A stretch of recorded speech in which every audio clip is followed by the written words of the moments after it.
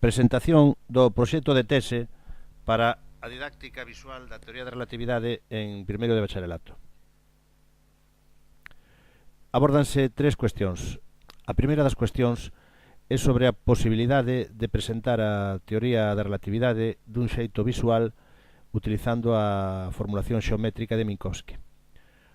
A segunda cuestión refírese á posibilidade de producir unha unidade didáctica para primeiro de bacharelato. E a terceira cuestión refírese á validación da mencionada unidade didáctica en relación ca aprendizaxe significativa que se produza no alumnado. Para responder a primeira das cuestións, presentamos os seguintes diagramas, nos cales, comenzando polas ideas do espazo-tempo que xa foron establecidas na Grecia clásica, aquí representada por Aristóteles, visualizamos en líneas verticais o tempo, en líneas horizontais o espazo, construindo así un cadrado de espazo-tempo cunhas dimensións tales que a velocidade da luz sexa igual á unidade, é dicir, corresponda coas diagonais do cadrado. Pódese construir igualmente unha balanza aproveitando as ideas de Arquímedes. Esta balanza está no espazo-tempo. Podemos observar a colisión de dúas masas iguais, con velocidades iguais, unha colisión simétrica, que polo tanto terá o centro de masas no punto exacto do medio. A teoría da relatividade clásica formulada por Galileo establece que é posible representar o espazo-tempo para un observador en movimento relativo. Isto está indicado mediante a inclinación da liña vertical. O que antes estaba en repouso agora está en movimento.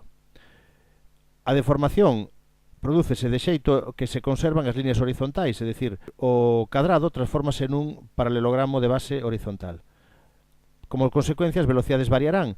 Neste caso, a velocidade da luz ao ir a favor do movimento relativo será maior e ao ir en contra disminuirá.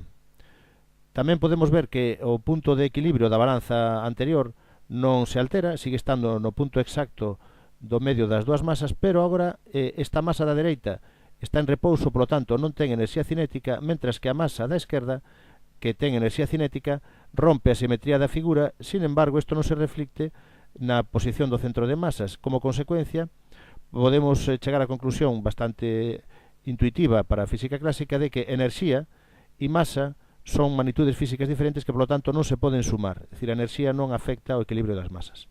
Este estado de cousas entrou en crisis a finais do século XIX, principio do século XX, cando quedou claro, a partir de experiencias como as de Michelson, que non era posible conciliar o electromagnetismo coa mecánica. De acordo co que vimos anteriormente, a mecánica establece a deformación do espacio-tempo de acordo á transformación de Galileo, e o electromagnetismo establece, e ademais foi confirmado experimentalmente, que a velocidade da luz é a mesma en calquer sistema de referencia.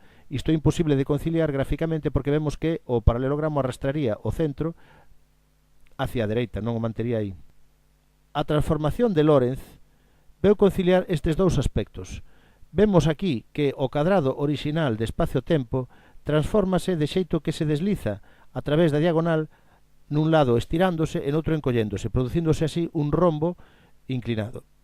Podemos comprobar tamén que a velocidade relativa ten unha forma xeométrica moi semellante á transformación de Galileo e as demais figuras ilustran o que acontece co espazo e co equilibrio de masas. Vemos tamén que o punto medio continúa, máis esta base agora está inclinada. Estas propiedades xeométricas teñen a súa correspondencia física, como que xa foi establecida e posto de relevo por Einstein. Podemos observar, comparando o tempo do sistema de referencia orixinal co tempo do sistema de referencia transformado, que o tempo dilátase. Tamén podemos observar que, comparando as anchuras, comparando a distancia que vai espacial entre os dous laterais do cadrado orixinal coa distancia que vai entre os dous laterais do rombo, que agora o espacio contraese. Era de esperar, posto que así foi construída a transformación, que a velocidade da luz sexa un invariante para esta transformación. E agora aparece tamén unha propiedade moi interesante en relación coa masa, que consiste en que o centro de masa desplazouse hacia a masa que está en movimento, é dicir, a enerxía causa un efecto de atracción do centro de masas. Xeométricamente, isto provén do feito de que a realidade física represéntase en horizontal. Este fenómeno coñécese como equivalencia entre masa e enerxía. Este conxunto de propiedades xeométricas e físicas da teoría da relatividade, permitiunos producir unha proposta didáctica baseada na metodoloxía predición, observación e experimentación en 5 etapas que representamos mediante os mesmos nomes vistos anteriormente. Indicamos mediante Aristóteles a colocación das magnitudes físicas no espacio-tempo. Mediante Galileo indicamos as transformacións dos sistemas de referencia e os efectos físicos que producen. A experiencia discrepante de Michelson ven a contradecir todo o anterior, pódese tamén representar visualmente. Indicamos mediante Lorentz a nova transformación que nos permite conciliar os resultados experimentais coa formulación xeométrica. Finalmente, acudimos a Einstein para observar os fenómenos físicos derivados de todo o anterior, especialmente nas súas aplicacións prácticas e na vida real. Por exemplo, pódese observar a dilatación do tempo nas partículas atmosféricas como os muóns. A contracción espacial permítenos explicar os fenómenos electromagnéticos. Asimismo, a enerxía nuclear e a creación e destrucción de materia en experimentos como os que se levan a cabo no CERN é unha consecuencia directa da equivalencia entre masa e enerxía. E incluso a xeometría do universo, a xeometría do Big Bang, pode ser explicado tendo en conta as propiedades xeométricas da transformación de Lorentz. Con esta unidade didáctica fixose unha intervención con 18 alumnos e alumnas de primeiro de bacharelato e 6 alumnos de cuarto da ESO, utilizando unha metodoloxía de profesor investigador e utilizando como ferramenta para o coñecemento e representación dos pensamentos do alumnado os esquemas de razonamento establecidos por Rumelhant e perfeccionados por Castiñeiras. Os esquemas de razonamento permiten comparar entre sí os resultados de 3 probas: unha proba inicial, unha proba final ao final da intervención e unha proba de retención pasados 6 meses nos cales o alumnado non recibiu posterior instrucción sobre este tema.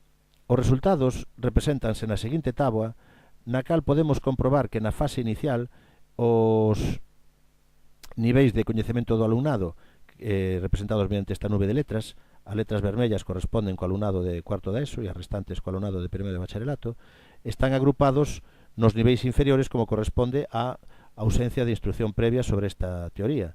Na columna da esquerda represéntanse os distintos niveis en progresión según se van acercando máis ao esperado desde a perspectiva da ciencia escolar.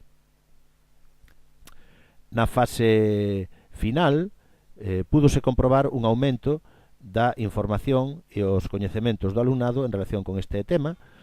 6 meses despois de realizar esta intervención, fíxose unha proba de retención na cal se pode comprobar que, comparando coa fase final, se produce unha dispersión maior do coñecemento, o cal indica que algúns dos contidos foron esquecéndose, mais comparando coa fase inicial podemos destacar o feito de que hai unha aprendizaxe significativa que permanece na mente do alumnado despois dun tempo considerable.